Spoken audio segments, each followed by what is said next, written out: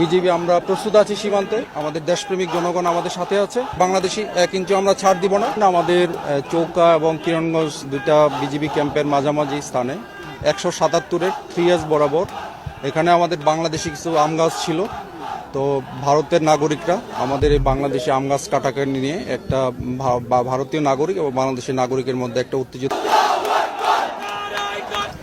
সেই ক্ষেত্রে দুই পক্ষ, বাংলাদেশ সাইড এবং ভারতের সাইডে দুই পক্ষ জনগণ যার যার দেশের জন্য সবাই শূন্য লাইন বরাবর সবাই দাঁড়িয়ে যায়।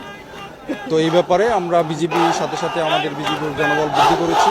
আমরা অফিসাররা নিজেরাই গ্রাউন্ডে এসে আপনারা দেখেছেন যে 4:10 আমাদের বিজিবি ব্যাটালিয়ন কমান্ডার পর্যায়ে বিএসএফ এর কমান্ডেন্ট এসেছিল।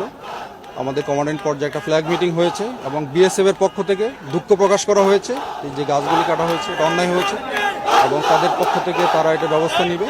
তো সুতরাং আমরাও একদম লাস্ট এটা সম্পূর্ণ বিচার না হওয়া পর্যন্ত আমরা গ্রাউন্ডে আছি এবং যেন শূন্য লাইন কেউ অতিক্রম না করে এবং উত্তেজনা পরিবেশ প্রশমিত করার জন্য আমরা বিজিবি প্রস্তুত আছি। পাশাপাশি আমাদের বিজিবির পাশে আমাদের বাংলাদেশি জনগণ, আমাদের দেশপ্রেমিক জনগণ আমাদের সাথে আছে এবং আমাদের জনগণ আমাদের যেটা নিশ্চয়তা করলো ভবিষ্যতে আমাদের থাকবে।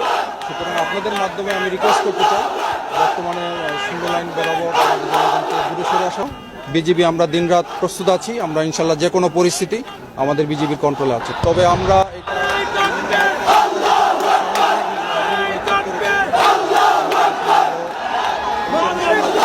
আইন যেটা আছে এটা ভঙ্গ করেছে। তো এই ব্যাপারে আমি আমার মহাপরিচালককে বিস্তারিত ঘটনা বর্ণনা করেছি এবং আমি আশা করি আমাদের বিজিবি হেডকোয়ার্টার এবং বিএসএফ হেডকোয়ার্টারের উচ্চ পর্যায়ে তারা একটা আলোচনা করবেন। তবে আমি এই এলাকায় এটুকু নিশ্চয়তা করতে চাই বাংলাদেশি জনগণ এবং বিজিবি আমরা প্রস্তুত আছি সীমান্তে, আমাদের বাংলাদেশি 1 ইঞ্চি আমরা ছাড় দেব না এবং এই এলাকার সীমান্তের নিরাপত্তা আমরা এটা বজায় রাখবো।